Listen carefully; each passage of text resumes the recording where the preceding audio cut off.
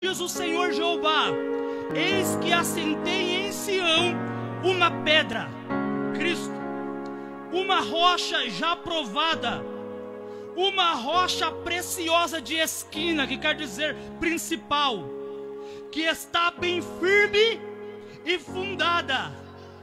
Aquele que crê não se apresse, não será confundido. Então aprendemos no Antigo Testamento que a pedra é Cristo, o grande alicerce. Também vamos aprender nas declarações de Pedro e dos apóstolos em Atos 4:10, que a pedra é Cristo. Olha que diz: seja conhecido entre vós todos e todo o povo de Israel, em Jesus Cristo, o Nazareno, aquele que vós crucificaste. Estavam falando para os judeus que os crucificaram, a quem Deus ressurgiu dos mortos. Em nome desse, que este está diante de vós, ele é a pedra que foi rejeitada por vós, os edificadores, o qual foi posta por cabeça de esquina. Versículo 12: em nenhum outro há salvação, porque também debaixo do céu nenhum outro nome há dado entre os homens, a qual devamos ser salvos. Cristo é a pedra do Antigo Testamento, que o Antigo Testamento declara sobre ele. Cristo é a pedra a qual os apóstolos confirmaram e declararam. Aleluia, louvado seja o nome do Senhor Jesus. E também, irmãos, o apóstolo Paulo, o maior pregador dos gentios, na primeira carta de Paulo aos Coríntios, capítulo 3, versículo 11, diz assim: porque ninguém pode dar outro fundamento, outro alicerce, além do que já está posto. Quem é? Jesus Cristo. Jesus Cristo. Jesus Cristo é esse grande fundamento. E se alguém sobre este fundamento for um edifício de ouro, prata, pedras preciosas, madeira, feno e palha, e aí vai. Então aprendemos que Jesus Cristo é esta pedra, é este fundamento, a qual a igreja está edificada, está construída. Então a igreja não está edificada sobre o homem, a igreja está edificada sobre Cristo. E olha o que diz mais, versículo 18: edificarei a minha igreja. A igreja não pertence ao homem, a igreja pertence a Jesus, porque quem comprou a igreja foi Jesus. O apóstolo Pedro vai dizer que vós não foste comprados por pratas, com ouro, mas foste comprados com sangue de Jesus. Irmãos, aqueles que foi comprado com o sangue de Jesus não se vende por qualquer coisa. Você foi comprado pelo sangue de Jesus. Jesus naquela cruz te comprou. Hoje você não se manda mais, você não é dono do seu nariz, você é propriedade exclusiva dele, você é morada dele, você é casa dele, você é igreja dele. O nosso irmão leu aqui que vós sois a geração eleita, o sacerdócio real, a nação santa, comprada pelo sangue de Jesus. Esta igreja, sacerdócio real, nação eleita, sacerdócio santo, aleluia. Esta é a igreja de Cristo, a minha igreja. A igreja tem dono. A igreja não é instituição humana, a igreja é criação e instituição divina. É por isso que se levantaram contra a igreja, e essa igreja ainda permanece de pé e vai permanecer de pé até Jesus vir buscar a tua igreja. Aleluia. Igreja significa no grego eclésia, que significa assembleia, reunião, um ajuntamento de pessoas. Na perspectiva divina, igreja é uma só. Jesus não tem as igrejas, Jesus tem uma igreja. nós, humanos, fazemos essa distinção. Eu sou de igreja tal, eu sou de igreja tal, glória a Deus. Mas espiritualmente falando, somos uma igreja só. No céu não vai ter congregação cristã, Assembleia de Deus, Jate, não. Vai ter um povo lavado e remido pelo sangue de Jesus.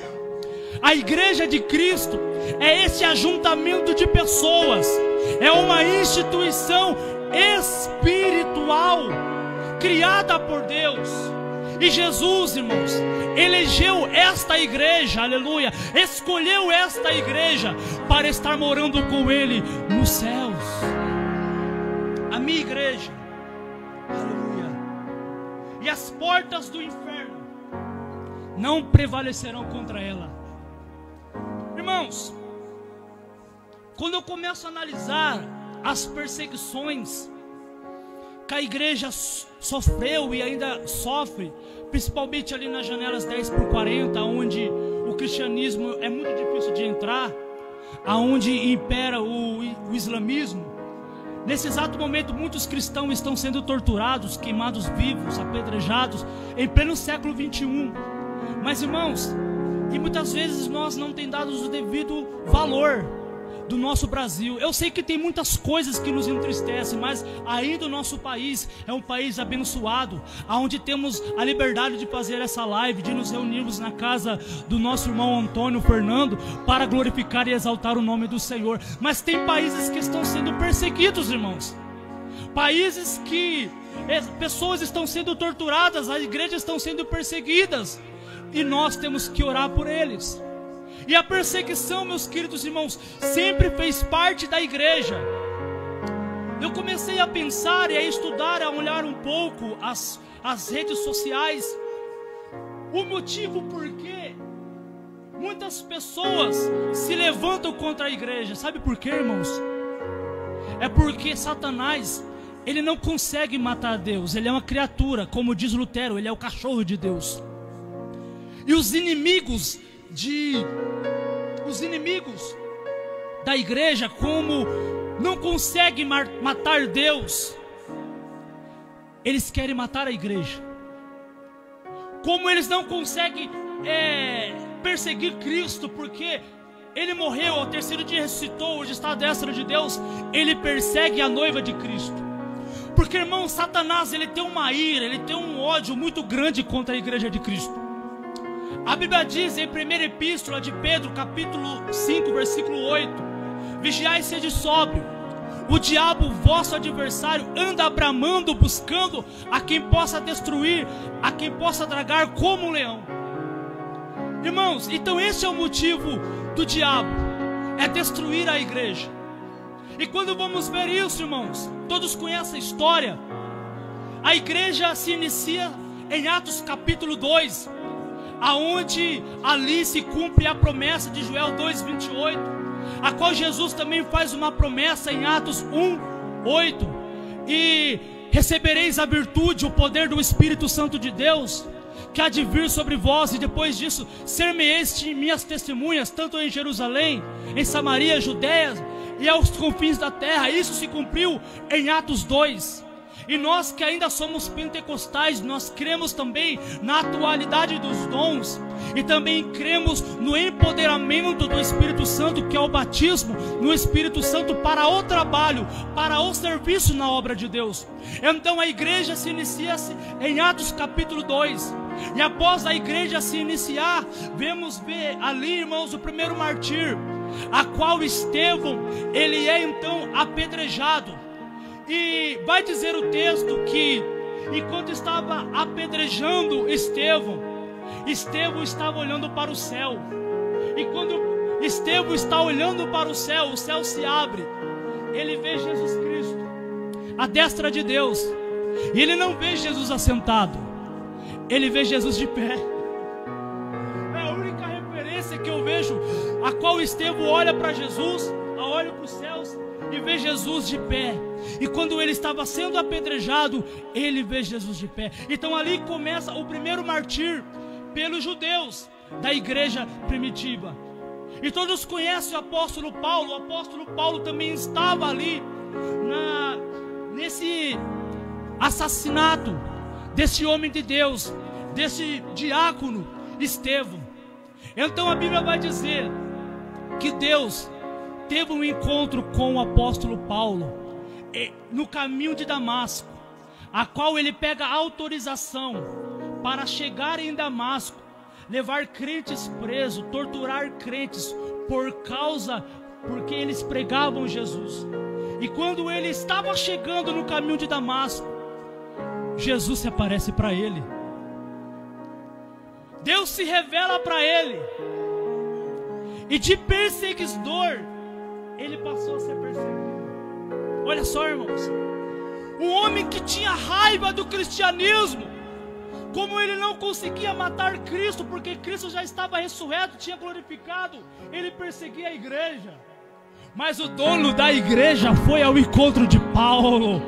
Mas o dono da igreja foi ao encontro desse homem, que a Bíblia vai dizer que ele era comparado com uma fera, ele era comparado como um touro raivoso.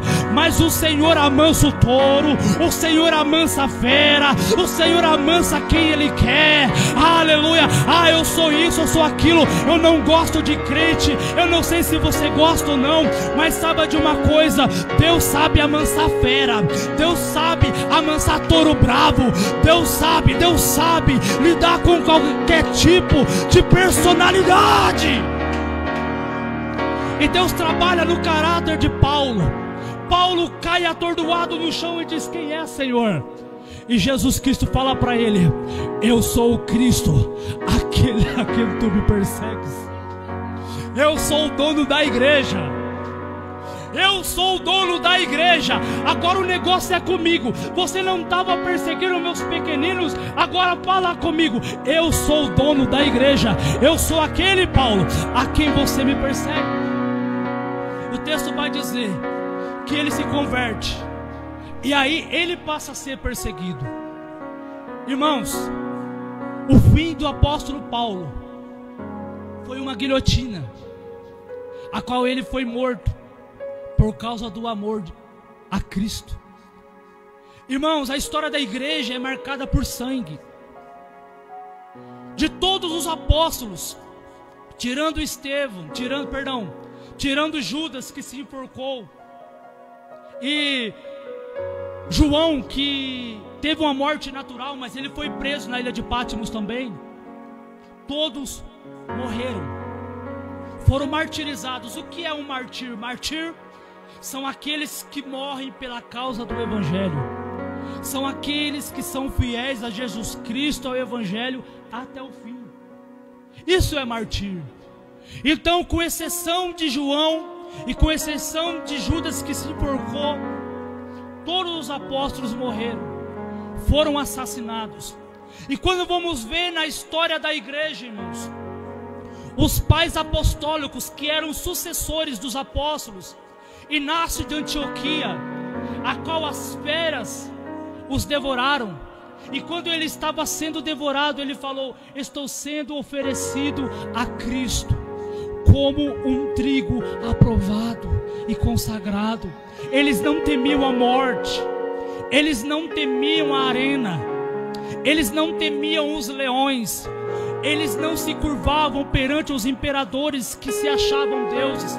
Porque naquela época, meus queridos irmãos, por que a igreja era perseguida? Primeiro, porque a igreja não dava honra e nem a glória a homem, e os imperadores se intitulavam como deuses. Isso era uma afronta aos imperadores.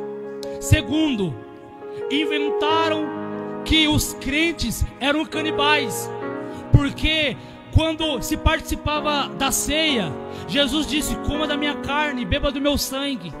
E eles então achavam que os crentes eram canibais. Isso era o segundo motivo porque a igreja era perseguida. E também a igreja era perseguida por quê? Porque a igreja não adora ídolos. O nosso ídolo é apenas o Senhor. Eu quero falar algo aqui para a igreja, irmãos. Crente que diz assim: ai, o meu ídolo é fulano de tal, tem que se converter. Muito mais crente que fala que ai, eu gosto tanto de Anitta, tem que se converter, porque Anitta, irmão, é uma desviada. Crentes que gostam, não sei nem por que estou falando isso, mas Deus está mandando. Crente que gosta de música do mundo precisa se converter, precisa ser um encontro com o Senhor, porque a Bíblia diz que aquele que está em Cristo, nova criatura é.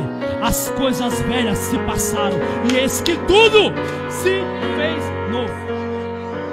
Queridos irmãos, a igreja era torturada, era perseguida. Nero, diz a história, alguns acreditam que Nero coloca fogo na cidade de Roma. E por coincidência, os vilarejos que pegaram fogo, as únicas cidades que não pegaram fogo, que preservaram do fogo, foram as cidades onde a sua maioria eram cristãos. Nero, com uma mentalidade satânica, colocou a culpa nos cristãos, que tinha incendiado as cidades. Então aí houve-se uma grande perseguição. A história vai nos dizer, a história da igreja, que crentes eram esquartejados, que crentes eram apedrejados, que eles pegavam os crentes nas beiras das estradas, colocavam em postes de madeira e queimavam vivos, e os crentes queimando ali, sendo torturados ali, queimados vivos, serviam como luminárias para o povo romano passar. Mas eles foram fiéis até a morte, eles serviram ao Senhor até o final. E vamos ver muitos e muitos e muitos e muitos que deram a vida pela causa do Evangelho, mas eles foram fiéis até a morte. Eles foram fiéis até a morte.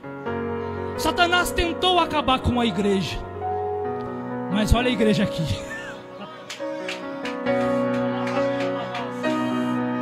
Olha a igreja aqui, ó. Olha a igreja aí do outro lado aí, ó.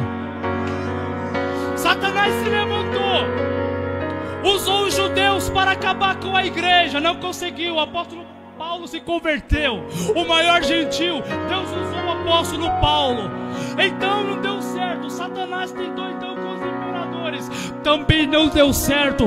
Como diz aquele hino: eu sou a semente do sangue dos irmãos que morreram sangrando, para manter o evangelho vencendo, eles iam morrendo, de Cristo falando.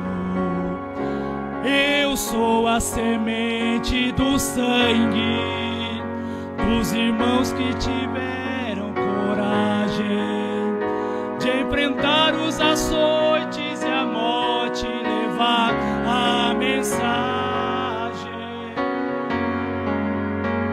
Aleluia! Quantos é a semente do sangue aqui? Tertuliano, ele vai dizer que a igreja é a semente do sangue. Quanto mais sangue caía na terra, Vitinho, mais a igreja crescia. Oh meu Deus! Aí vem alguém e tem coragem de dizer que a igreja está edificada sobre Pedro. Aí vem alguém dizendo que a igreja está edificada sobre o homem. Não, irmãos. Se a igreja tivesse edificado sobre o homem, a igreja já teria acabado faz tempo. Mas como a igreja está edificada sobre Cristo, a igreja ainda continua marchando rumo a Jerusalém. A igreja ainda continua pregando que o diabo não presta, que Jesus é bom. A igreja ainda continua pregando, aleluia, que Jesus é bom, aleluia, glória a Deus. Louvado seja o nome do Senhor. A igreja é instituição divina. Ela não acaba. Ela é eleita, ela é escolhida por Jesus. E nesta noite, eu quero fazer um convite para você que está aí do outro lado, que ainda não é igreja, a vir para o corpo de Cristo. Igreja tem vários nomes. Igreja carinhosamente é chamada de noiva de Cristo. Igreja é chamada de corpo de Cristo, a qual Cristo é o cabeça. Igreja é chamada como o povo eleito. Igreja é chamada como o sacerdócio real. Igreja é chamada como a comprada, como a noiva de Cristo, a noiva. A igreja é chamada como a ovelha. Ei, você quer fazer parte desta igreja? Você quer fazer parte deste povo que vai morar no céu? A Bíblia diz, eu citei aqui para vocês, que todos aqueles que o receberam, deu-lhes o direito, deu-lhes o poder de serem feitos filhos de Deus. Deus quer te salvar. A Bíblia diz, no Evangelho de João, capítulo 3, versículo 16, que Deus amou o mundo de tal maneira, que deu seu Filho unigênito, para que todo aquele que nele crê não pereça, mas tenha vida eterna. A maior motivação de Deus enviar o seu Filho foi o amor, porque Deus é o amor. Este é o amor incondicional. O que é isso, irmão Ricardo? Amor incondicional é quando não há nenhuma condição. Ele nos resolveu nos amar mesmo assim, mesmo sendo inimigos da cruz, mesmo nós sendo inimigos de Cristo e de Deus, Ele nos amou sendo nós ainda pecadores. Entregou Jesus para morrer na cruz pelos nossos pecados, para te dar vida, para te dar salvação.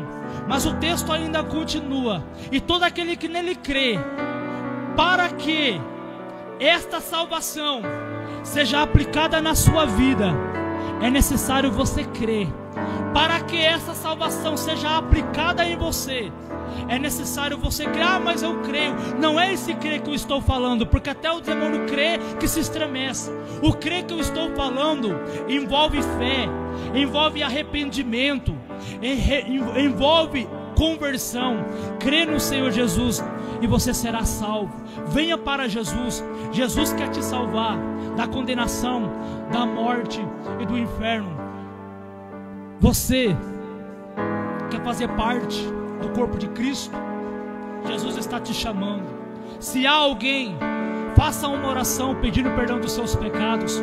Procure uma igreja urgentemente e faça parte desta igreja. Ei, você também, filho pródigo, que deixou a casa do pai. Pródigo significa desperdiçador. O filho foi o maior desperdício que ele fez, sair da casa do pai. Que eu acho interessante, irmão Antônio, Fernando, sabe por que o pai não foi atrás do filho? Sabe por quê? Porque o filho conhecia o caminho de volta para a casa do pai. Você conhece, você fazia parte, você cantava no coral, você fazia parte da mocidade. Deus está te chamando. Jesus é esse pastor que deixa as 99 e vai atrás da ovelha desgarrada, da ovelha que está perdida. Jesus está te chamando. Que Deus em Cristo abençoe o irmão Antônio, a qual nos deu essa oportunidade de estar trazendo esta mensagem. Que Deus abençoe o irmão Charles, que Deus abençoe o irmão Vitinho, que Deus abençoe o irmão Pedro 1, o irmão Pedro 2, que Deus abençoe a minha esposa, a irmã Mônica, Nathan Isaac. Que Deus abençoe a todos em Cristo Jesus. Que Deus abençoe a todos, irmãos. Uns abraços para os meus irmãos paulistas aí, um abraço a todos.